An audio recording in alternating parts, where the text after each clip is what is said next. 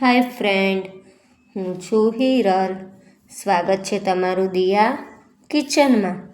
તો આજે હું તમારી સાથે શેર કરીશ કાચી કેરી અને મરચાંના ઇન્સ્ટન્ટ અથાણાની રેસિપી, જે આપણે 5 મિનિટમાં બનાવી અને આખું વર્ષ સ્ટોર કરી શકીએ છીએ, જેને આપણે રોટલી, ભાખરી કે પછી પરોઠા સાથે સર્વ કરી શકીએ છીએ. તો ચાલો આપણે રેસિપીની શરૂઆત કરીએ. તો આપણે કેરી મરચાંનું ઇન્સ્ટન્ટ અથાણું બનાવવા માટે સૌથી પહેલાં છે તે આપણે કેરી છે તે ધોઈ અને લૂછી લેશું. તો અહીંયા કેરી છે તે મેં ધોયેલી છે, તો હવે આપણે એને બરાબર લૂછી લેશું. અહીંયા મેં કાચી કેરી લીધી છે, તો મેં 2 કાચી કેરી લીધી છે. તો આપણે કેરી લૂછી અને આ રીતે રફ પીસ કરી લેશું. બંને કેરીના આપણે આ રીતે રફ પીસ કરી લેવાના છે. તો અહીંયા મેં કાચી કેરીના રફ પીસ કરી લીધા છે. તો હવે મરચાં છે એને પણ આપણે આ રીતે રફ કટ કરી લેશું. મરચાં છે તે પણ આપણે ધોઈ અને લૂછીને લેવાના છે. અહીંયા મેં 8થી 10 મરચાં લીધા છે. તમે તમારે જે રીતનું બનાવવું હોય એ રીતે તમે વધુ ઓછું કરી શકો છો. તો મરચાં છે એ પણ આપણે કેરીમાં રફ સમારી લેશું. તો કેરી અને મરચાં છે તે સમારી લીધા છે.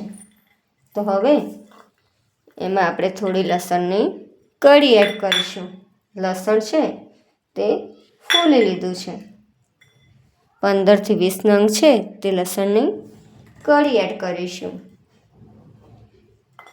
લસણની કળી એડ કરી અને આપણે હવે આ બાજુ પર રાખી લેશું. હવે આપણે એનો મસાલો તૈયાર કરી લઈએ.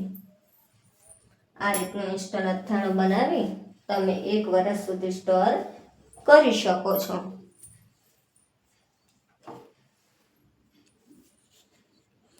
તો કેરી મરચાંનું ઇન્સ્ટન્ટ અથાણું બનાવવા માટે હવે આપણે મસાલો તૈયાર કરીશું. તો એમાં 1 ચમચી છે તે આપણે મેથીના કૂરિયા એડ કરીશું. 1 ચમચી છે તે પીળી રાઈના કૂરિયા એડ કરીશું.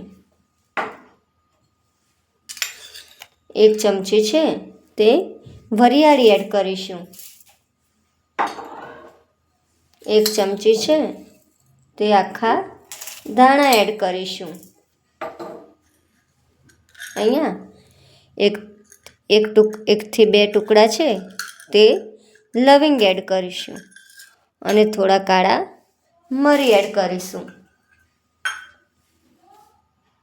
1 ચમચી છે તે આપણે આખું જીરું એડ કરીશું. આ બધા મસાલા છે તે બરાબર મિક્સ કરી લેશું. બધા મસાલા આપણે મિક્સ કરી લીધા છે. હવે ગેસ ચાલુ કરી લેશું. ગેસ ચાલુ કરી અને આપણે ધીમી આંચે છે તે મસાલા છે તે ડ્રાય રોસ્ટ કરી લેશું.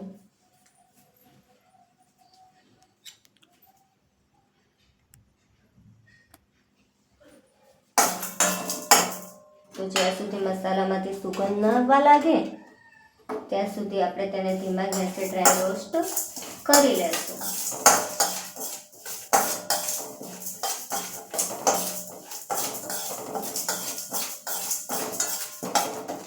મસાલા છે તે આપણા ડ્રાય રોસ્ટ થઈ ગયા છે અને ગેસ પણ બંધ કરી લીધો છે. તો હવે એને નીકાળી અને ઠંડા પડવા દેશું.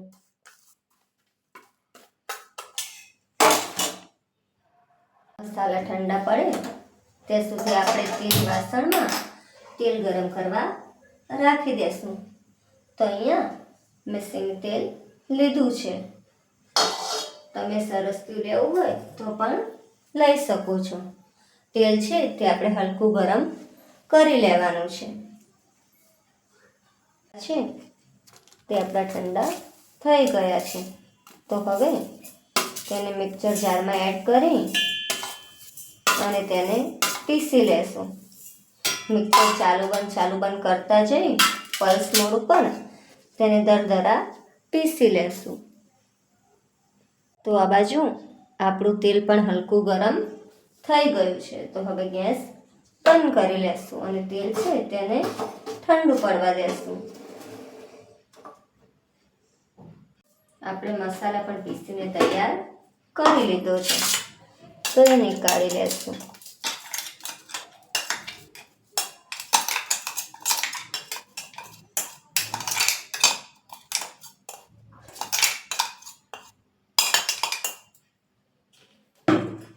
આપણે જે મસાલો તૈયાર કર્યો છે એમાં 2 ચમચી છે તે કાશ્મીરી લાલ મરચું એડ કરીશું. તમે તમારા ટેસ્ટ પ્રમાણે કરી શકો છો. એમાં અડધી ચમચી છે તે આપણે મીઠું એડ કરીશું. મીઠું છે તે અથાણામાં ચડિયાતું સારું લાગે છે. બરાબર મિક્સ કરી લેશું.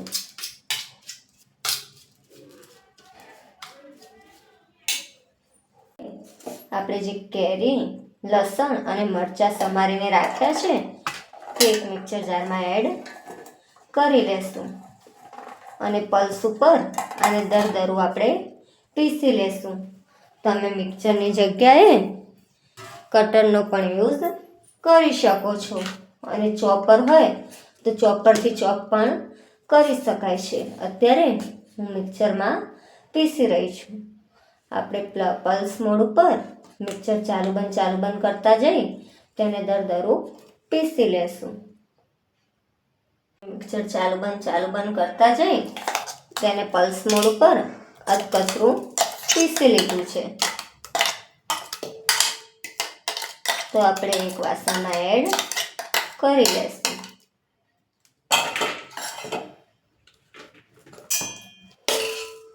આ રીતે આપણી પેસ્ટ તૈયાર થઈ છે. હવે જે આપણે મસાલો તૈયાર કર્યો છે એ પણ એમાં એડ કરી લેશું. એડ કરી અને બરાબર મિક્સ કરી લેશું.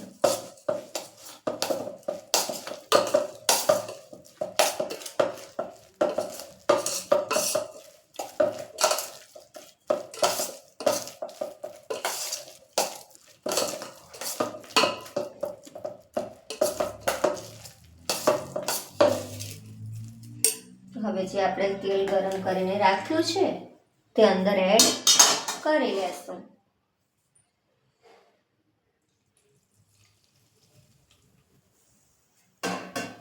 તેલ છે તે અહીંયા આપણે થોડું વધી માત્રામાં એડ કરવાનું છે જેથી અથાણું છે તે લાંબો સમય સુધી ટકી રહે.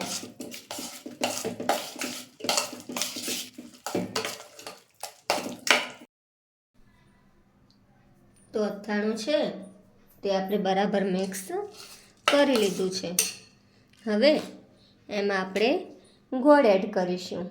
ગોળ છે તે તમારે સ્કીપ કરવો હોય તો તમે કરી શકો છો, પણ મેં ચટપટા ટેસ્ટ આવે એ માટે એડ કર્યો છે. ગોળ છે તે આપણે ઝીણો સમારીને લેવાનો છે જેથી આપણા ઇન્સ્ટન્ટ આચારમાં તે જલ્દીથી ગળી જાય. તો અથાણું છે તે આપણું લાંબો સમય ચાલે તે માટે અહીંયા એક તજનો ટુકડો છે તે આપણે સળગાવીશું. આ રીતે અથાણામાં તમારે કરવાથી ટેસ્ટ છે તે વધી જશે. એમાં સ્મોકિંગ અને જે તજની ફ્લેવર છે તે પણ બેસી જશે અને તમારું અથાણું છે તે લાંબો સમય સુધી સારું રહેશે. હવે આપણે ગેસ બંધ કરી લેશું.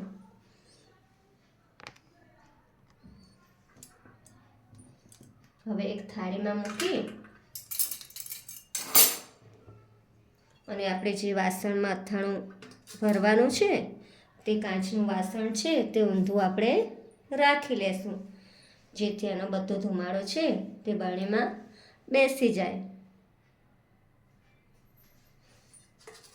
તો જોઈ શકો છો કે આપણી બરણીમાં છે તે બધો ધુમાડો છે તે બરાબર બેસી ગયો છે.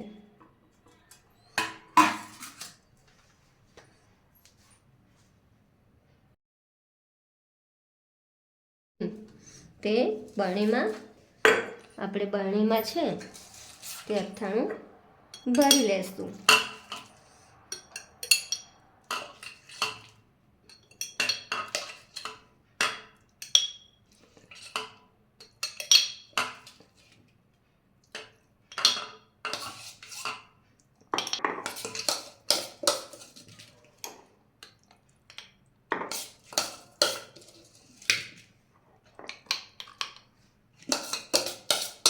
આ રીતે તમે અથાણું સ્ટોર કરશો તો ક્યારેય તમારું અથાણું છે તે જલ્દીથી ખરાબ નહીં થાય.